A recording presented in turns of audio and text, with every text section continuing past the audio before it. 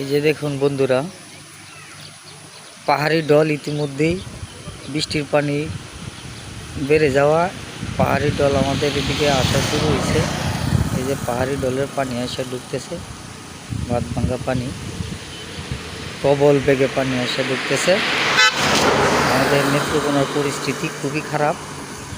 হ্যাঁ, পাহাড়ি ঢল ইতিমধ্যেই আসা শুরু হয়ে গেছে। এই যে দেখেন, কৃষকি জমি, যদিও ধান কাটা শেষ, কিন্তু গৃহস্থ ধানগুলা গুছাইতে খুব কষ্ট হইতেছে।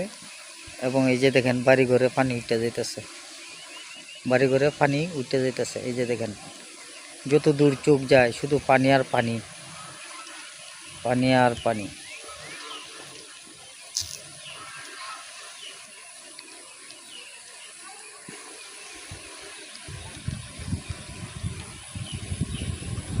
এই যে দেখেন, প্রবল বেগে পানি আসতেছে, প্রবল বেগে।